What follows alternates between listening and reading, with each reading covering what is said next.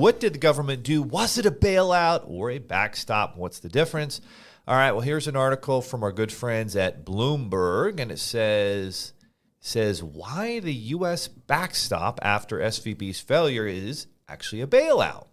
So it says, in the end, all of Silicon Valley Bank's depositors were protected. So all of those companies, and I think it was 91% or 85%, like the vast majority of those deposits, I think they had $175 billion in deposits, 150, 160, I think 150 of it was uninsured.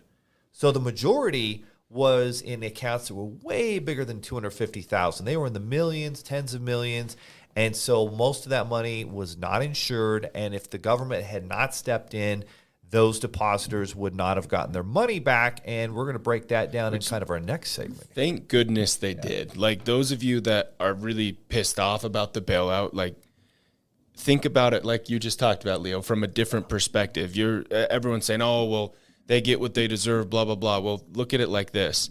Hospitals utilize a lot of the tech that would have been going out of business, right? A lot of companies like us who are doing just fine that aren't banking with them, well, guess what? Maybe our payroll company was one of those big tech groups that is now shut down because of SVB's going under, right? The ripple effect is massive here, Leo.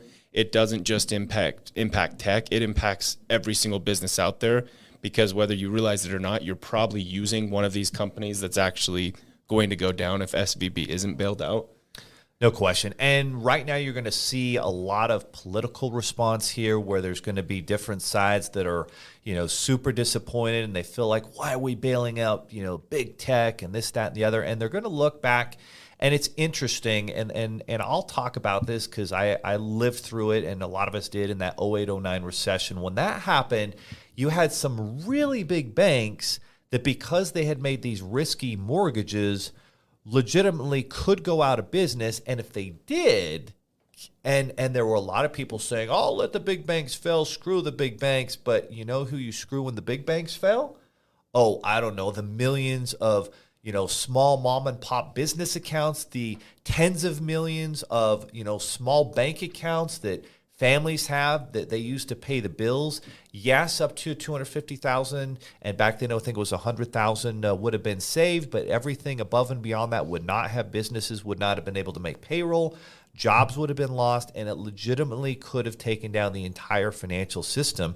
And there was massive outrage. I remember in a lot of spots here in Utah, like there were a lot of people, oh, this was the worst thing ever. And you're just lying to yourself if you think that if the big banks go out of business, there's not going to be any negative impact on you. It will impact every aspect of your life, all of the businesses you do business with, all of the regular, even grocery stores you buy things from.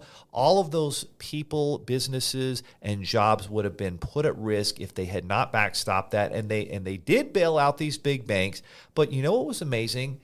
These big banks and insurance companies, they did pay it all back with interest. So the taxpayer was made whole. It wasn't like some of the government spending where the government spending spends and there's nothing that comes back. Like, it was all paid back.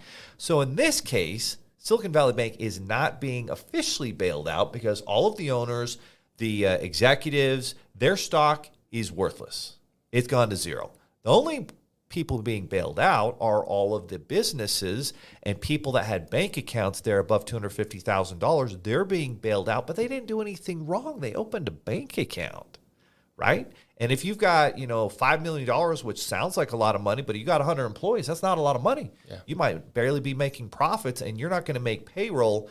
And if it's $5 million in that account, 250 of it's insured, well, the other, $4.75 million is not insured. And so you're going to have to let everybody go. Everybody suffers.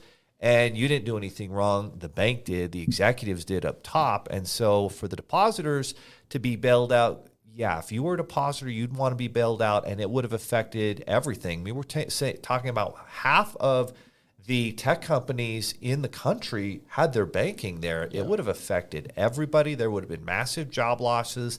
There would have been systemic risk that it really could have. And then what happens is, at the end of the day, and this is what I learned in 08-09, the banking system, capitalism, and every country's financial system is actually backed by one thing: confidence. It's backed by confidence in the people in the system, because no bank has 100% cash available for every deposit. They're lending out. Most of them making very conservative decisions. The top-ranked bank in terms of safety and security is Chase. There's a reason why we bank at Chase, because of that.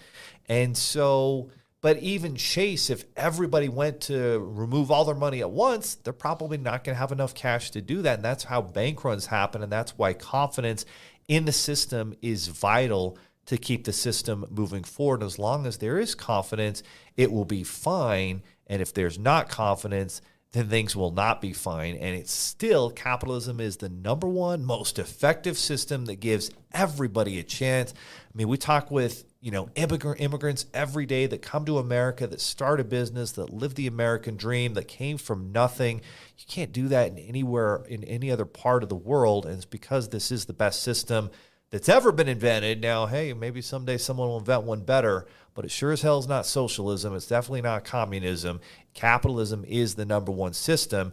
And when these things happen, if you don't back up the people, then the confidence in the system is lost. Exactly. Like if this bailout didn't occur, it goes all the way as far as, like, there's a lot of small grocery stores whose credit card processors are dependent on a big tech company that was with SVB. And if you're a grocery store and all of a sudden you can't accept a credit or debit card, like, you're out of business. You can't go very long. And it takes time to get that set up with another group. And so all of a sudden grocery stores are out of business. Gas stations are out of business. It would have impacted way, way, way more businesses than just those that are part of SVB. And people just aren't looking at it like that. But no, I agree with everything you just said there, Leo. I think it is still by far the best country, the best opportunity. Capitalism is still very strong. I think that, again, I'm not predicting another 07, 08 situation because of this. I kind of think it's more so to throw some sanctions down, get some regulation, and move on. But it'll be interesting to see what happens in the coming weeks here, because apparently there's quite a few more banks, and one of them that's right in our backyard, that are also kind of struggling here. No question, which is kind of crazy. Let's look at just a couple of interesting stories here in some articles about this. It says Stefan Kalb was in the middle of a meeting around 1 p.m. on Thursday when a fellow company executive sent him a panicked Slack message. Do you know what's happening at Silicon Valley Bank? Kalb, the CEO and co-founder of Seattle-based food management startup, just a food company, Shelf Engine, had been following news of a bank run at Silicon Valley Bank, with droves attempting to pull out $42 billion from the bank on Thursday, alone on fears that it was teetering on the brink. This happened so fast because Moody was coming in last Wednesday, and by Friday it was done. Like, man, that was fast. So the bank was on firm financial footing supposedly on Wednesday. The following day, it was underwater.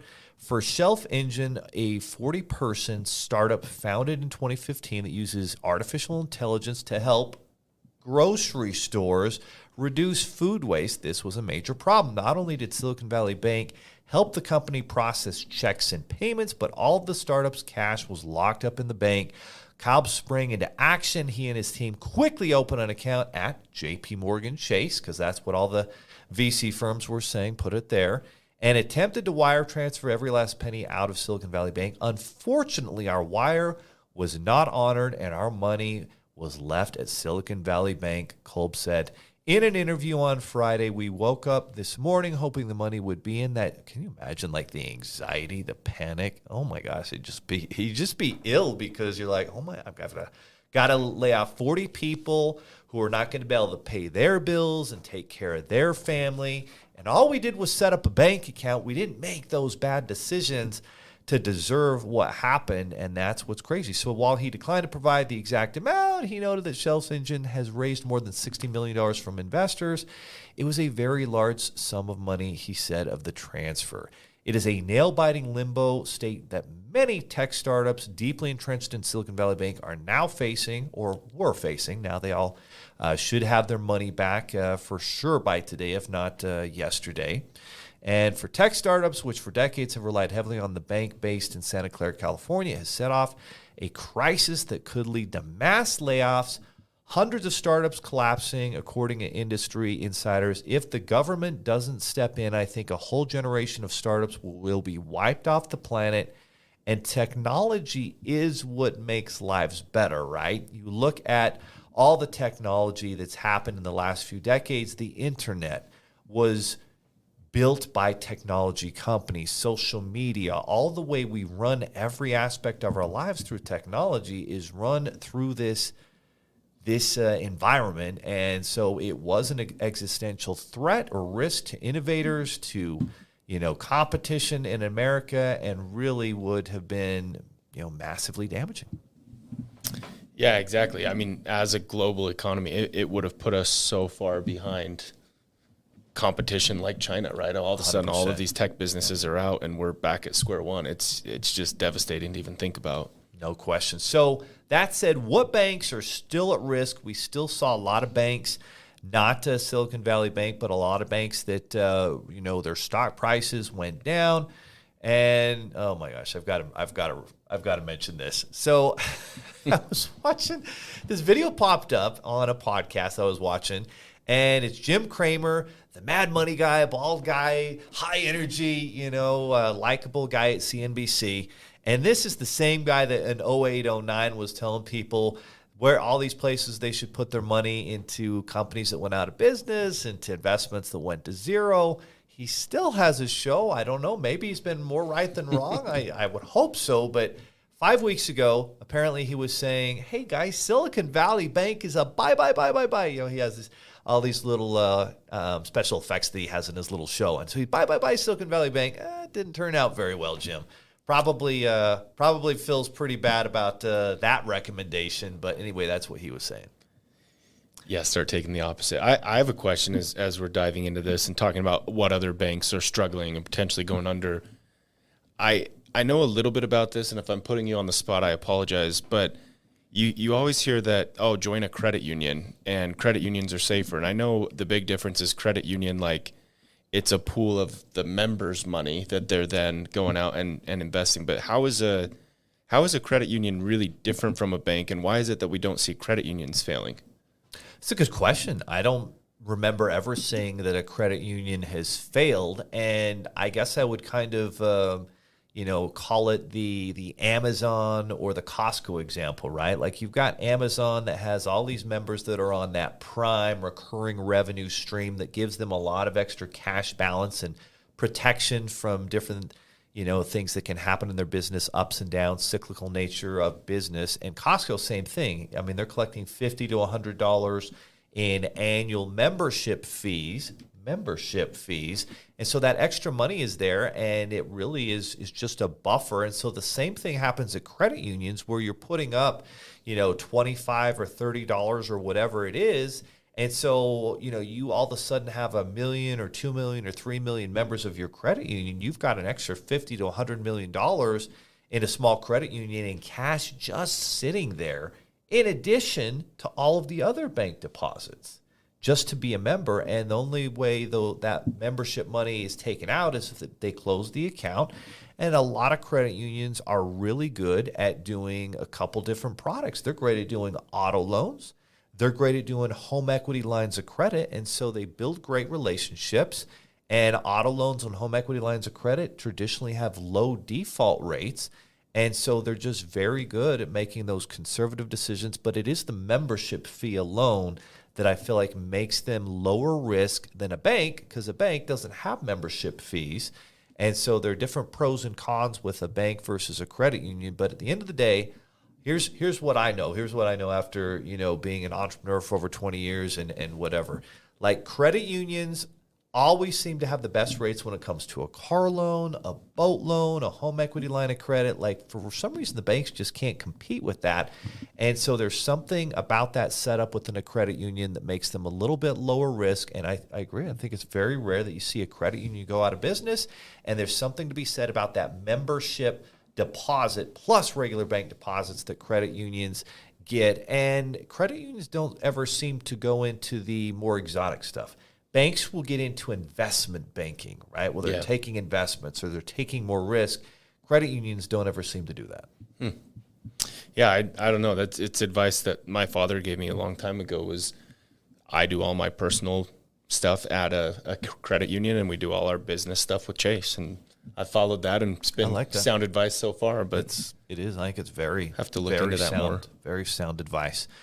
Okay, so what regional banks are out there struggling? Okay, so you got Silicon Valley Bank and Signature Bank that were both closed down. What's fascinating about Signature Bank?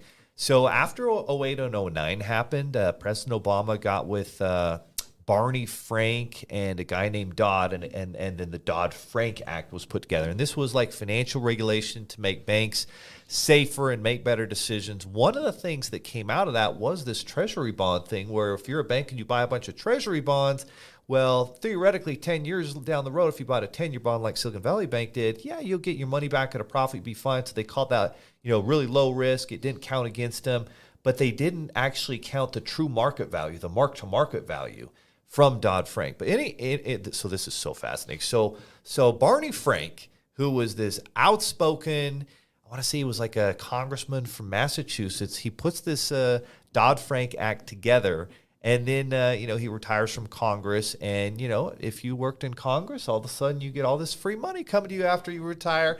And so he was put on the board of Signature Bank, which just went out of business, as well as Silicon Valley Bank last week.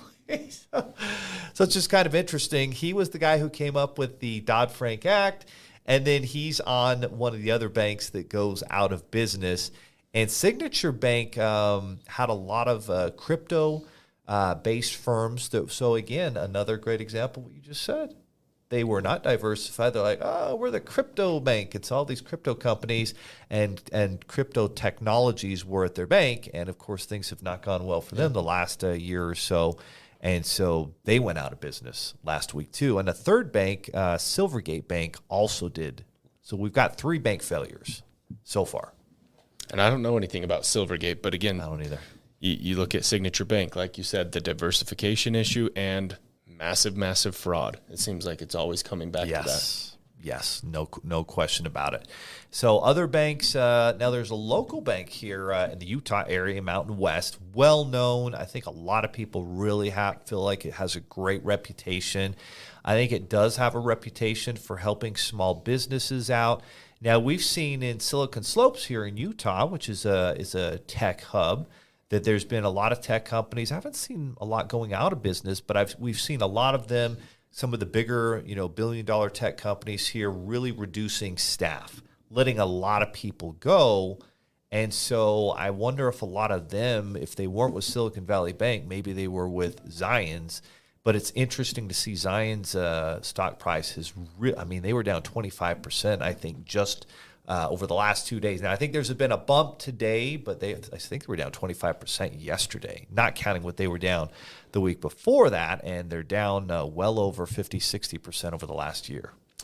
Yeah, that's a good point, especially here in like the Utah County area where tech is very, very, very powerful. And there's a ton of individuals that, like you said, likely do bank with Zion's Bank, and either they've been laid off, or I have a lot of friends that work in tech that have said like it's just gotten so hard to make money. Commissions are getting really cut. Tough for sales. Not only getting cut, but just generating leads is getting really, really tricky. So I bet income. I mean, a lot of these people were making a lot of money 2 years ago. Probably got into homes that all of a sudden they can't afford anymore, and they're starting to default. They can't make their auto loan payments, and it takes time for a bank to go take a vehicle and turn around, and they're typically always going to sell it at a little bit of a loss. Like there's a lot that goes into that. But